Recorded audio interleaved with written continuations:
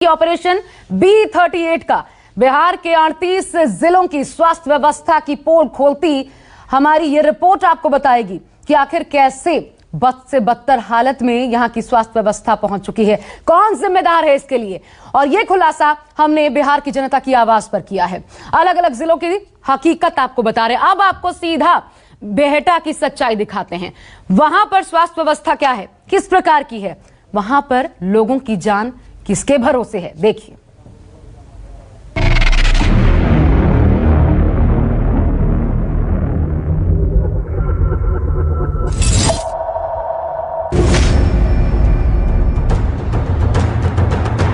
आयुष्मान भारत योजना देश के हर नागरिक तक स्वास्थ्य सेवा पहुंचाने का सपना देखा था प्रधानमंत्री नरेंद्र मोदी ने। इसके तहत गांव-गांव में Ayushman Bharat health and wellness centre बना दिए गए।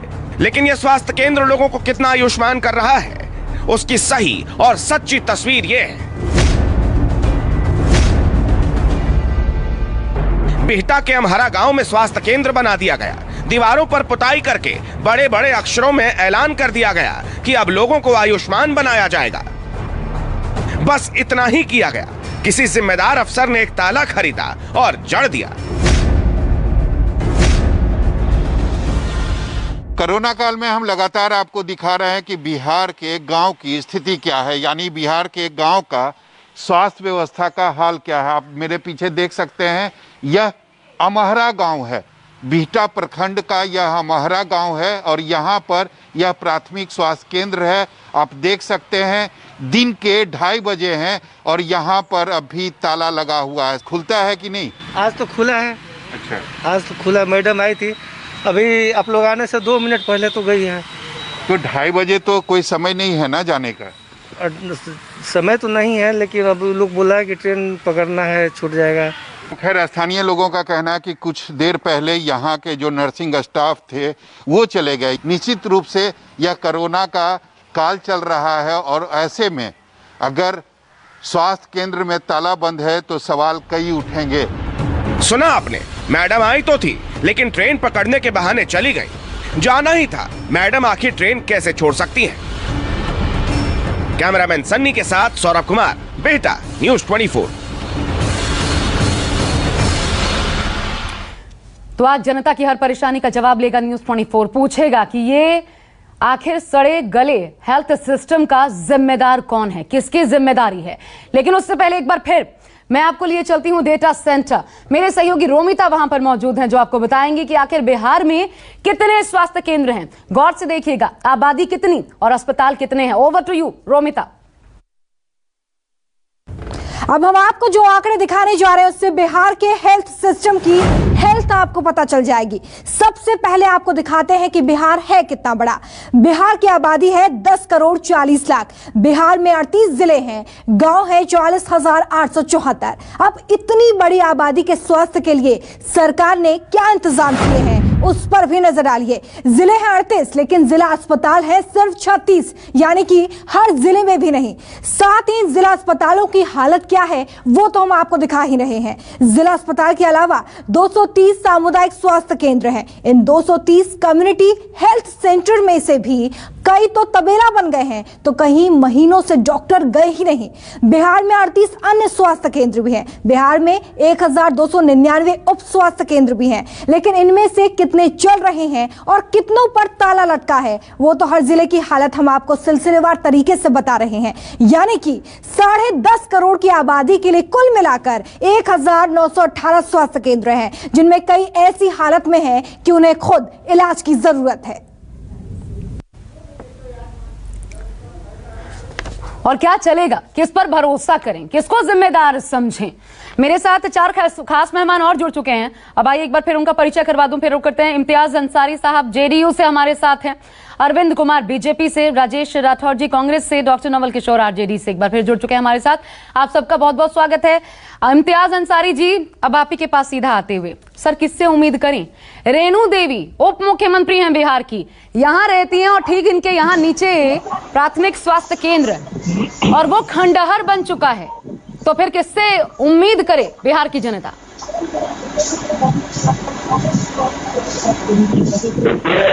सभी स्वास्थ्य केंद्र पे कोरोना काल में कोविड पे राज्य सरकार ने जिस तरह से तेजी से काम किया है, कोविड पे कंट्रोल किया है, टीकाकरण पे जो काम हुआ है, राज्य सरकार ने जो काम किया है टीकाकरण पे, वो ऐतिहासिक काम किया है।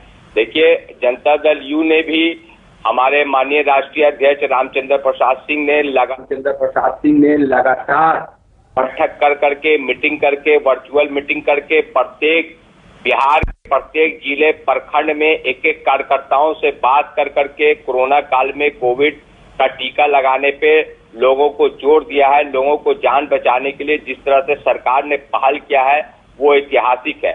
इस आपदा के घड़ी में जिस तरह से हो सके, एक मिनट रुक जाइए अंसारी जी, एक बात बताइए, क्या आज ये जो ऑपरेशन B38 है आपने देखा? अलग अलग जिलों की हालत देखी, तस्वीर देखी?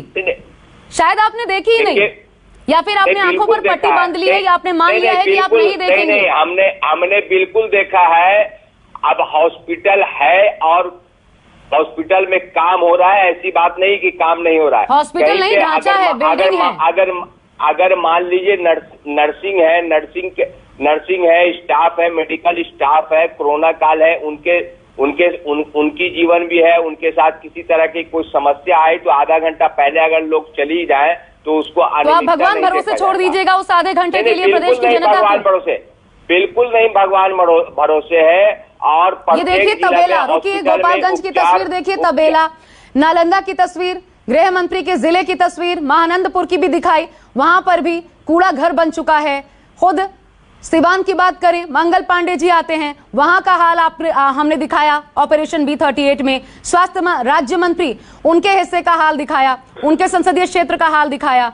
हाँ, जीतन राम मांझी पूर्व मुख्यमंत्री, उनके यहाँ की स्थिति दिखाई। क्या चाहते हैं सर? कम से कम भूल सुधार तो करेंगे तब जब भूल एक्सेप्ट करेंगे। आप भूल ही नहीं, आपराधिक भूल कर रहे हैं। नहीं, बिल्कुल नहीं। वो सब देखिए, सब हॉस्पिटल चल रहा है, ऐसी बात नहीं कि नहीं चल रहा है, लेकिन अभी कोरोना काल में जहाँ पे कोविड सेंटर है उस पे सरकार केंद्रित है, डॉक्टर केंद्रित है। कोविड सेंटर पे लोग मरीज आ रहे हैं, इस प्राथमिक गांव वाले हॉस्पिटल में लोग मरीजों की संख्या नगन है, और प्रत्येक जिला के जो बड़ा अस्पताल है उसमें लोग मरीज आ रहे हैं। टीकाकरण पे जिस तरह से काम हो रहा है, लोगों को जान बचाने के लिए टीकाकरण काम हो रहा है, काम ऐसा हो रहा है कि आपके स्वास्थ्य मंत्री मंगल पांडे कहते हैं। अरविंद जी, आप जवाब दीजिए, क्योंकि जहां से जवाब ही ना मिलना हो, जो सच ही ना स्वीकार करना हो, उसके लिए क्या कहा जाए? स्वास्थ्य मंत्री मंगल पांडे ने, आपको याद होगा, किरकिरी हुई उनकी और खुद सरकार की, 6.5 लाख का आंकड़ा दिया, एक दिन में हमने टीके लगवाए। अभी इम्तियाज जी बात कर रहे हैं कि हमने ऐतिहासिक काम किया कोविड महामारी में, और काम करेंगे, तीसरी लहर की आशंका है उसके पहले। झूठ साबित हुआ, उनका बयान तक झूठ साबित हुआ। आप तारीफ करेंगे स्वास्थ्य मंत्री की, मंगल पांडे की? इसमें महाअभियान चला रहे हैं अरविंद जी, नीतीश कुमार जी के नेतृत्व में टीकाकरण पे महाअभियान चल रहा है, वो ऐतिहासिक काम बिहार कर रहा है। ठीक है, इसी इतिहास पर मैं बात कर रही हूँ, इसी ऐतिहासिक काम पर बात कर रही हूँ। अरविंद जी, कहना चाहूंगा, जगह स्वास्थ्य केंद्र बने हुए हैं, लेकिन सुविधाएं नदारद है। मैं इस पर 2 बातें कहना चाहूंगा। पहली ये कि जो भी स्वास्थ्य केंद्र बने थे वो बिल्डिंगें बना दी गई, लेकिन उसमें डॉक्टर, नर्सेज, टेक्निकल स्टाफ की नियुक्ति हुई नहीं, और ये धीरे धीरे खंडहर में हो गया। और जब 2005 में और उसके पहले स्वास्थ्य केंद्र क्या, डॉक्टर शहरों में नहीं रहना चाहते थे, और उनका गांव में जाना तो दूभर था। शहर में रहे, डॉक्टरों का अपहरण आम बात था, तो एक सहमा हुआ माहौल था। उससे उबर कर आप इस चीज को अप्रिशिएट करेंगे कि 2005 के बाद से डॉक्टरों की बहाली, देश दूसरे देहात में स्वास्थ्य केंद्रों में सुविधा उपलब्ध हो सके, इन चीजों पर ध्यान दिया गया, और 2005 के बाद धीरे धीरे बढ़ा। मैं इसे सहर्ष नहीं, दुखद मन से स्वीकार करता हूं कि आज भी जो सुविधा मिलनी चाहिए वो आम मरीजों को नहीं मिल रही है, लेकिन तब से लेकर आज तक स्वास्थ्य सुविधा में बढ़ोतरी हुई है। 2005 का आप कह रहे हैं कि 2005 से पहले और अब देखिए, 2005 से पहले और अब 16 साल, आप भरोसा नहीं जीत पाए 16 सालों में डॉक्टर का? नहीं, मैं आपको बता दूं कि देखिए, इन पर काम हुए हैं, ऐसा नहीं। आपने कहा अभी डॉक्टर की संख्या कम है, टेक्निकल स्टाफ की संख्या कम है, नर्सेज की संख्या कम है, मैं आपको बता दूं 6000 से अधिक डॉक्टरों की बहाली के लिए एडवर्टीजमेंट निकल चुका है। 3000 से ज्यादा आयुष डॉक्टरों की बहाली के लिए निकल चुका है। 14000 से ज्यादा नर्सों की बहाली के लिए और 7000 से ज्यादा टेक्निकल स्टाफ की बहाली और के लिए। ये सर क्या अगले 5 साल तक चलती रहेगी बहाली नहीं, के लिए? पहले भी बहाली हुई है। और दूसरी चीज, कोरोना का समय जो 1-1.5 साल से चल रहा था, हम गांव लेवल तक स्वास्थ्य सुविधा को बहाल किए हैं। मैं आपको बता दूं कि अभी बाढ़ आने वाले हैं। प्रत्येक बाढ़ क्षेत्रों में 24x7 घंटे का सपोर्ट हेल्पलाइन जारी किया गया है। जहां लेकिन अभी बहुत काम करने बाकी है। आशा जी, निश्चित तौर पे आपने जिसको दिखाया है, सरकार को उस पर संज्ञान लेनी चाहिए और काम करनी चाहिए ताकि इसका प्रतिफल मिले। नवल किशोर जी, ठीक है अरविंद जी, अरविंद जी सुनिए, निश्चित तौर से जब sustainable growth index, health index के मामले में हर चीज में बिहार आपके पिछले 16 साल के कार्यकाल में दिखेगा 21वें नंबर पर, बड़े राज्यों की बात मैं कर रही हूँ, 21वें नंबर पर रहेगा तो बड़ा सवाल बनता है। और काम हो रहा है कहने से बात नहीं बनेगी। डॉक्टर नवल किशोर के जो नुमाइंदे हैं वो कह रहे हैं कि सरकार को करना चाहिए। 16 साल अथक प्रयास और परिश्रम करने के बाद अगर उनके प्रवक्ता को ये कहना पड़ रहा है कि वास्तव में हालत जो है उसमें सरकार को कुछ करना चाहिए, तो ये तो अपने आप में सरकार का सुशासन बताता है। और मैंने पहले भी बोला कि सुशासन नहीं, ये शून्य शासन का नतीजा है कि पिछले 16 साल में हेल्थ तो क्या, जिस सेक्टर में जाएंगे कमियां ही कमियां दिखेंगी। जहां तक बहाली और नियुक्ति की बात है, पिछले 16 साल में जो बहालियां हुई हैं उनको तो नियुक्ति पत्र नहीं मिला है। वो चाहे हेल्थ के सेक्टर में हो, चाहे शिक्षा के क्षेत्र में हो, हर क्षेत्र में बहाली करके और उनको हाई कोर्ट में या कोर्ट में भेज दिया गया है। मैं सिर्फ ये बताना चाहता हूं आपके माध्यम से, जो आपने कहा है स्वास्थ्य व्यवस्था की बदहाली के विषय में, उस विषय में तो विपक्ष भी पूरे 1 साल से महामारी के समय में कहता रहा है। हाई कोर्ट ने कई बार फटकार लगा चुका सरकार को, उसके बावजूद भी आप देखेंगे कि अभी हाल फिलहाल में मौत कैसे हुई, जो लाशें हैं वो कैसे तैर रही थी। जो कोरोना के समय में अगर उनको लॉकडाउन भी लगाना पड़ा तो जब तक हाई कोर्ट ने नहीं दिया, जब तक फटकार नहीं लगाई तब तक लॉकडाउन भी नहीं उन्होंने लगाया। तो पूरी तरह से ये टीकाकरण की बात करते हैं, जो जैसे एम्बुलेंस का जो हाल है वही टीकाकरण एक्सप्रेस का हाल है। आप देखेंगे कि आज के डेट में जिस पर चित्र लगाया हुआ है झूठे सुशासन बाबू नीतीश कुमार का, वो तो टीकाकरण जो है पैसेंजर लेकर घूम रही है। टीकाकरण कहाँ पे हो रहा है? ये तमाम तरह के झूठे और फर्जी वायदे, ये झूठे और गांव से ही मैं हूँ। मैं आपको बता दूं, अरे मैं जानता हूँ, आप सुनिए ना, गांव की क्या हालत है, कितनी बदहाली है, पूरा देश जानता है कि बिहार को अगर गांव में किसी ने बताया है तो आपके डॉक्टर नहीं, जिसको आप झोला छाप डॉक्टर कहते हैं, उन्होंने नहीं। लेकिन यह हकीकत वाकई में ये सवाल, ये ऐतिहासिक काम है।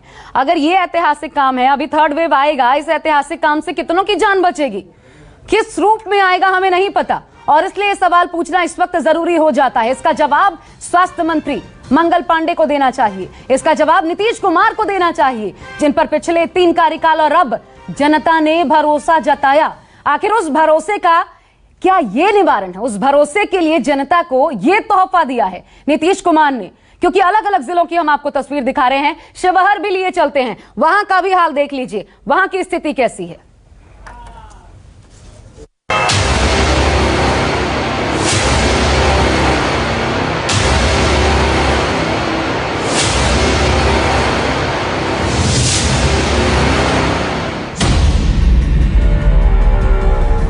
ईएनटी कक्ष में भूसा भरा है, चिकित्सा कक्ष में गोबर है, इंटेंसिव कक्ष में उपलों का ढेर है, दवाखाने में गाय खड़ी होती है। देखने में तो तबेला लग रहा है, लेकिन बिहार सरकार के मुताबिक ये एक रेफरल अस्पताल है। रेफरल अस्पताल यानी आसपास के स्वास्थ्य केंद्रों में जो मरीज गंभीर रूप से बीमार होते हैं उन्हें यहां रेफर किया जाता है। 92 में जैसे बना, इसके 5-7 वर्ष जैसे चला, इसके बाद जो है से घर से डॉक्टर लोग साहब लोग नहीं आने लगे, इसके बाद धीरे धीरे बंद हो गया। ये खंडर बना हुआ है सर, अभी तो यहाँ पर डॉक्टर साहब भी नहीं है और कंपाउंडर नर्स के तो बातें छोड़िए सर। इस रेफरल अस्पताल को पूर्व मुख्यमंत्री लालू प्रसाद यादव ने शुरू करवाया था। उस वक्त कहा गया था कि जल्द ही इसे बड़े अस्पताल में तब्दील कर दिया जाएगा। बड़ा अस्पताल तो नहीं मिला, ऊपर से 30 बेड का रेफरल अस्पताल तबेले में तब्दील हो गया। आदित्यानंद आर्य, शिवहर, न्यूज 24। तो क्या शिवहर और क्या बांका, वहां का भी हाल देख लीजिए। क्या बचा है बांका में, क्या बाकी रह गया है इस स्थिति के बाद, इस दुर्दशा के बाद? देखिए।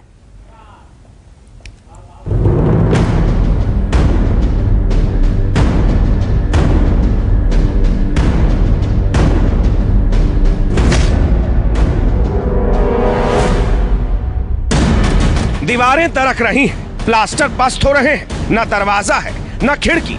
इमारत कब मलबे में बदल जाएगी कह नहीं सकते।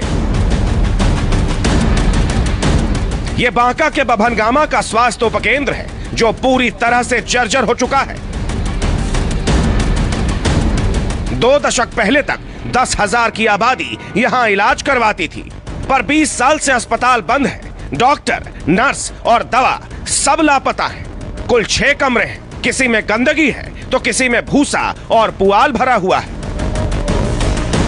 रखरखाव न होने की वजह से 6 कमरों का स्वास्थ्य केंद्र जीर्ण शीर्ण हालात में है। जब इसका वजूद खत्म होने को है तब मरम्मत की जा रही है, लेकिन उस हेल्थ सिस्टम की मरम्मत करने की जहमत कोई नहीं उठा रहा, जिसकी वजह से बिहार के अस्पताल बीमार हैं। कभी डॉक्टर बैठे हैं और जर्जर हो गए, देख ही रहे हैं। अभी काम चल रहा है, शुरू से डॉक्टर इसमें कभी नहीं बैठा। नर्स आती है तो उधर ही बैठता है, कहाँ पता भी नहीं चलता लोगों को। यहाँ कुछ व्यवस्था नहीं है, ना कुछ देखने वाला है, ना डॉक्टर न विक्टर कुछ नहीं आता है। हम लोग जब से हाउस हुआ है तो देखते हैं स्कूल ये हॉस्पिटल बंद ही है। अस्पताल खंडहर बन चुके हैं, न दरवाजा न खिड़की, बस जर्जर दीवारें हैं जो उपले पाथने के काम आ रही हैं। बांका के लौनी स्वास्थ्य उपकेंद्र में डॉक्टर और नर्स आते नहीं, इलाज नहीं होता, इसलिए स्थानीय लोगों ने पूरे परिसर को खलिहान में बदल दिया है। अस्पताल पुआल और भूसे से भरा पड़ा है, मवेशी मस्ती मार रहे हैं। सब दिन बंद रहता है, वो कभी आती है कभी नहीं आती है, आती ही नहीं है। अच्छा, क्या क्या परेशानी हो रहा है ग्रामीण में? परेशानी ये हो रहा है कि फर्स्ट एड का सामान नहीं है, अगर आती भी है तो कोई काम नहीं होता है। 1 घंटा बैठ के चली गई। स्वास्थ्य केंद्र जब से यहाँ पर खुला है, शुरू में तो ठीक ठाक रहा, उसके बाद से पिछले 2 साल से जो है एक भी स्वास्थ्यकर्मी समय पर तो कभी हम लोग मिल ही नहीं पाए। कब आते हैं कब जाते हैं, जब भी आते हैं तो ताला लगा हुआ है मिलता है, जिसके कारण से यहाँ का हम लोगों को अभी और जो आसपास के ग्रामीण हैं उन लोगों को भी परेशानी होता है, और वो लोग प्राइवेट इलाज में जैसे तैसे करवाते हैं, पुंसिया, भागलपुर, बांका जाकर के। बांका के अस्पतालों का यही है असली खाका।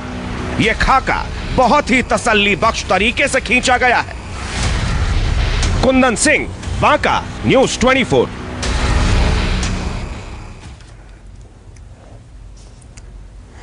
तो यह हाल क्यों है हम पूछेंगे जरूर, क्योंकि साथ में प्रवक्ता मौजूद हैं जो इस सवाल का जवाब देंगे। लेकिन उसके पहले मेरी सहयोगी पूजा के पास आपको लिए चलते हैं।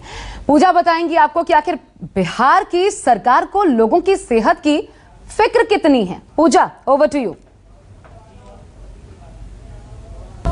बिहार में स्वास्थ्य व्यवस्था की हालत क्या है, अब आपको उसका अंदाजा इन आंकड़ों से करवाते हैं। देश में हर राज्य औसतन अपने बजट का 5.3% हिस्सा स्वास्थ्य व्यवस्थाओं पर खर्च करते हैं, लेकिन बिहार सिर्फ 5.2% करता है। बिहार का हेल्थ बजट है 12,264 करोड़ रुपए। इसमें से 6,900 करोड़ रुपए अलग अलग योजनाओं पर खर्च होते हैं, लेकिन 6,300 करोड़ रुपए इंफ्रास्ट्रक्चर यानी अस्पताल और स्वास्थ्य केंद्रों की बिल्डिंग को बनाने में खर्च किया जाता है। लेकिन दवाएं और मैन पावर के लिए महज 927 करोड़ का खर्च होता है। यही वजह है कि हमारे पड़ताल में अस्पताल की बिल्डिंग तो दिखी, लेकिन वहां डॉक्टर और नर्स नहीं है, दवाइयां नहीं है, इलाज नहीं हो रहा है। और चलिए अब मैं एक बार फिर से अपने खास मेहमानों का रुख कर लेती हूँ। हमारे साथ राजेश राठौर जी भी हैं, अभी तक चर्चा में जुड़ नहीं पाए थे। राजेश जी, आप ही के पास आ रही हूँ। आखिर बिहार में डॉक्टर्स क्यों नहीं है सर? बीजेपी जेडीयू का कहना है आपने इतना खौफ पैदा कर दिया, इस तरीके से डरा दिया कि आज तक वो भरोसा हासिल नहीं कर पाए। डॉक्टर्स का अपहरण, फिरौती, हत्याएं इतनी हुई कि डॉक्टर वापस ही नहीं आना चाहते। और मैं किस प्रकार से इनके बेशर्म सवालों का जवाब दूं कि 16 साल से ये सरकार में है, 7 बार नीतीश कुमार मुख्यमंत्री बने हैं। माध्यम से कहे थे कि लालू यादव जी के जमाने में जो हॉस्पिटल खुला वो राबड़ी जी के जमाने में बंद हो गया। इससे स्पष्ट हुआ कि लालू यादव जी ने भी हॉस्पिटल खोला था, राबड़ी देवी जी के जमाने में बंद हो गया। फिर नीतीश कुमार जी क्या कर रहे थे, उस हॉस्पिटल को खोले क्यों नहीं? नंबर 1, आपके पास डाटा होगा मैडम कि 90 से पहले जितने स्वास्थ्य उप केंद्र बने थे कांग्रेस के शासन काल में और सामुदायिक स्वास्थ्य केंद्र बने थे, उसमें से 30% से ज्यादा में ताले लटक रहे हैं, तवेले बन गए हैं। आपने देखा कि शिवर में डॉक्टरों के बजाय उसमें गोबर है, गोबर रहे भी कैसे नहीं? जिस सरकार के दिमाग में गोबर भरा हो, दूसरे सरकार से आरोप लगाकर सरकार बनाने में जद्दोजहद कर रहे हो, वो भला जनता की सेवा कैसे कर सकते हैं? 40 से 45 हजार स्वास्थ्य कर्मियों की बहाली होनी है। नीतीश कुमार जी के कार्यकाल में खाली है, भारतीय जनता पार्टी उसके सहयोगी है। पहले इनके स्वास्थ्य राज्य मंत्री हुआ करते थे अश्विनी चौबे जी, आज भारत सरकार के स्वास्थ्य राज्य मंत्री हैं। भागलपुर में घर है, बांका का हाल आपने देखा। सुशील मोदी लगातार डिप्टी सीएम रहे हैं, फिर भी जिम्मेदारी पुरानी सरकार पर दे रहे हैं। इम्तियाज जी जवाब दीजिए, निकम्मे सरकार से क्या उम्मीद की जा सकती है? इम्तियाज जी जवाब दीजिए। ठीक है, बेड नहीं मिला, वेंटिलेटर नहीं मिला, अस्पताल में जगह नहीं मिला, कब्रिस्तान में जगह नहीं मिला। ठीक है, आप जवाब ले लेते हैं। कब तक दुहाई देंगे इम्तियाज जी, कब तक दुहाई देंगे पिछली सरकार की? पिछले सरकार ने स्वास्थ्य पे जो काम किया है, जिसका बख्यान कर रहे हैं, कहाँ पे स्वास्थ्य पे काम किया है? पिछले सरकार ने स्वास्थ्य पे यही काम किया है कि आप बताइए कहाँ काम किया है, वो भूल जाइए पिछली सरकार को। प्लान करके चले जा रहे थे, जितने बड़े डॉक्टर थे उनका अपहरण हो रहा था, उनके बच्चों का अपहरण हो रहा था। उस दिन को भूल गए क्या?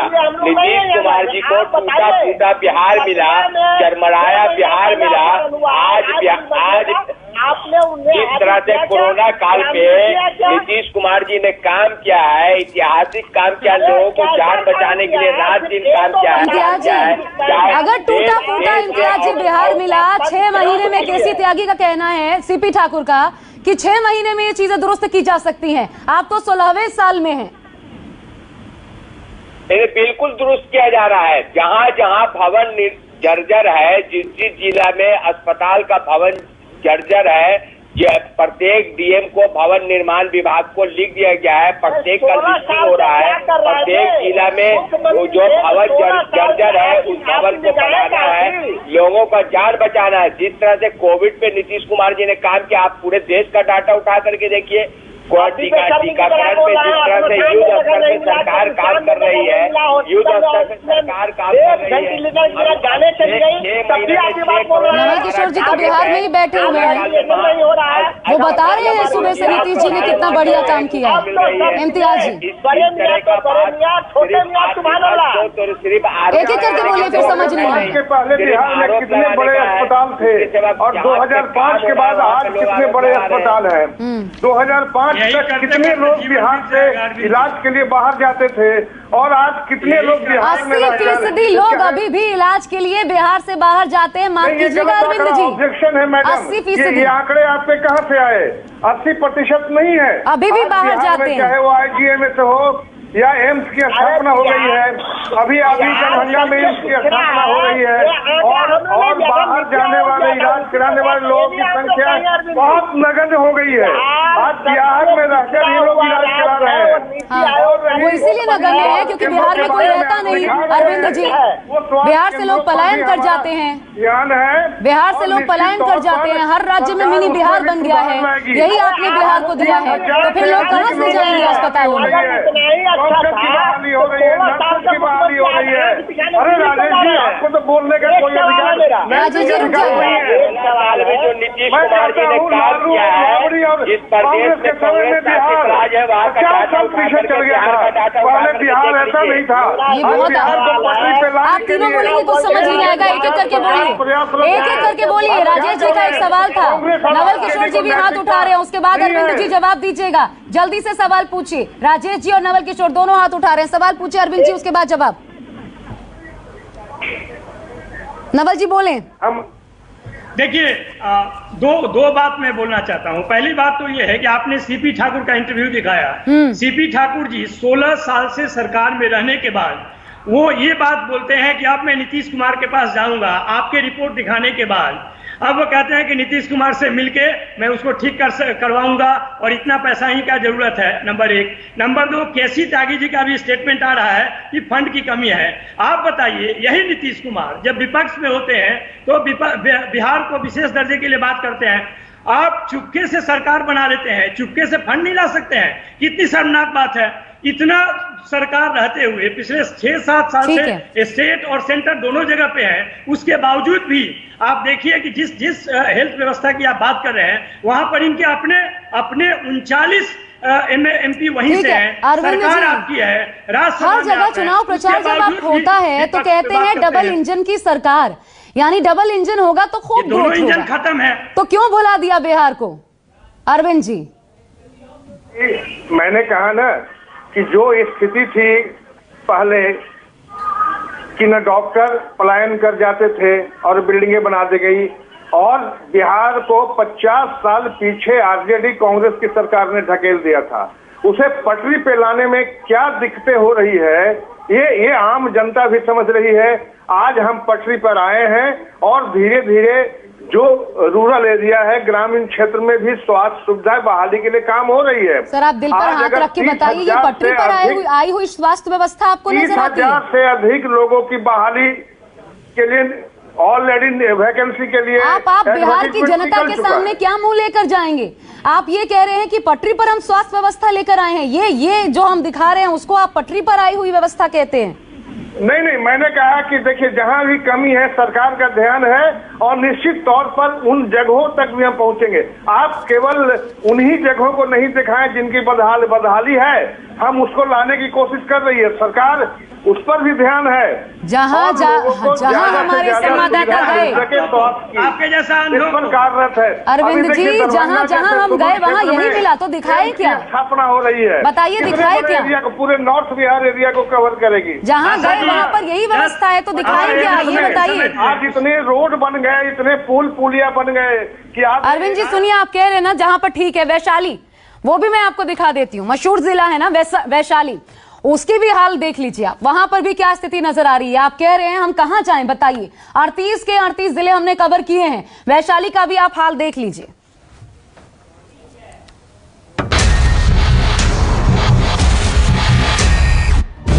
कहीं मकान है तो कहीं स्वास्थ्य केंद्र का बोर्ड नहीं, कहीं बोर्ड है तो स्वास्थ्य केंद्र ही गायब है, तो कहीं मकान बन गया, बोर्ड लग गया, उद्घाटन होने का इंतजार है।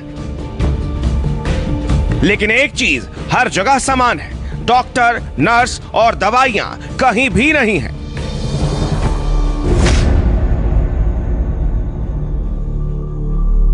यह है वैशाली का अकबर मलाही गांव।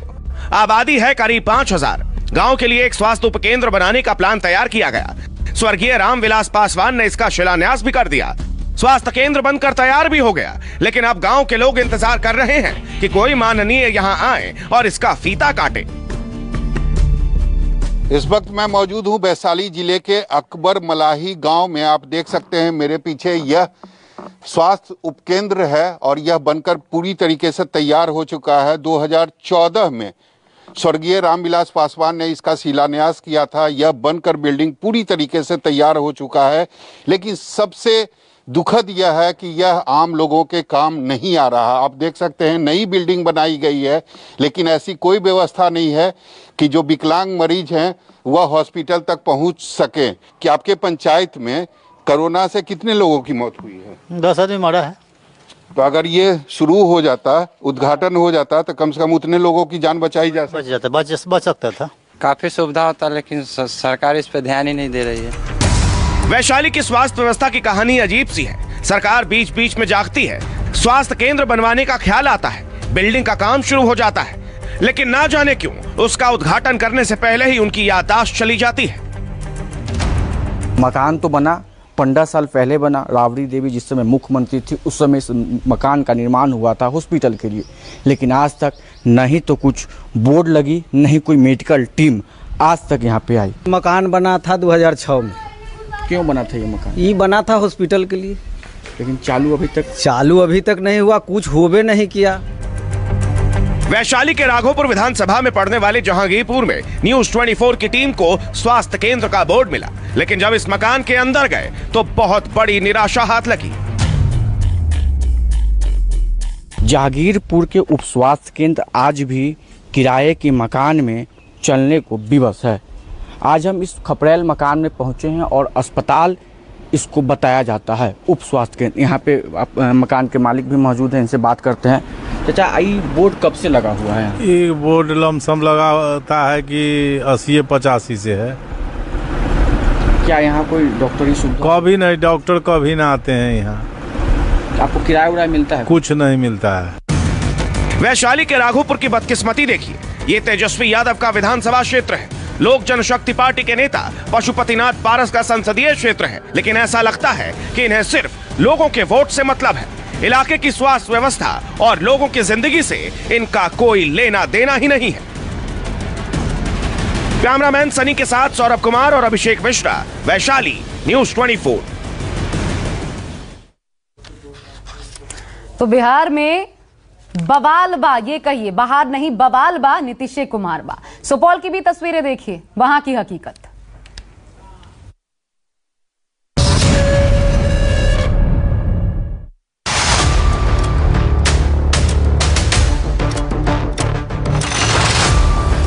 अगर इस बोर्ड को देखकर कोई मरीज स्वास्थ्य उपकेंद्र की तरफ मुड़ जाएगा तो निराशा ही हाथ लगेगी। मुश्किल से अपनी नींव पकड़कर खड़ी इस इमारत को देखकर और क्या ही कहा जा सकता है। स्वास्थ्य विभाग की नींद इतनी गहरी है कि करीब 2 दशक से यह इमारत डॉक्टरों का इंतजार करते करते खुद ही दम तोड़ने वाला है, लेकिन आज तक एक भी डॉक्टर यहां तक नहीं पहुंच पाया। जिले का पीपरा प्रखंड का पौष्टिक उप स्वास्थ्य केंद्र है। ये आप यहाँ देख सकते हैं कि मेरे पीछे जैसो ये ताला लगा हुआ है और अंदर में अभी कोई नहीं है और आम दिन भी ये इसी तरह से रहता है। और एक बगल में भी रूम है, वहाँ यहाँ भी हम दिखाते हैं। ये यहाँ पे भी जैसे ये ताला लगा हुआ है और ये ताला भी जंग लगा हुआ है। लग रहा है जैसे कि बरसों से कभी जैसे ये ताला खुला ही नहीं है। यहाँ नहीं बाउंड्री दिया गया है, नहीं सफाई साफ सुथरा रहता है, नहीं कोई डॉक्टर आता है। आपके पीछे गाय बंधा हुआ है जी, तो किसी तरह की सुविधा नहीं है इस उपकेंद्र में। बहुत तकलीफ है, अस्पताल में कोई आता जाता नहीं है, वैसे ही रह जाते खाली। कितने दिनों से बंद है ये? करीब 20 साल से ज्यादा से आता है, कभी हाजिरी बनाता है, बस हो गया। गांव की बड़ी आबादी बीमारी के साथ जीने को मजबूर है। जिस इलाज, जिन दवाइयों पर उनका हक है, वो उसके लिए तरसते हुए दम तोड़ रहे हैं। ऐसे स्वास्थ्य विभाग का, ऐसी सरकार का भला क्या ही काम। राहुल कुमार, सुपौल, न्यूज 24। तो क्या पक्ष और क्या विपक्ष, किसी भी विधायक के क्षेत्र में चले जाइए, हर जगह आपको स्वास्थ्य केंद्रों का यही हाल देखने को मिलेगा। और ये दर्द है जनता का जो हम तक पहुंचा, और इसलिए B38 ऑपरेशन के तहत ये खुलासा आपके सामने, आगे भी अन्य जिलों की तस्वीरें और सवाल कि आखिर इसका जिम्मेदार कौन।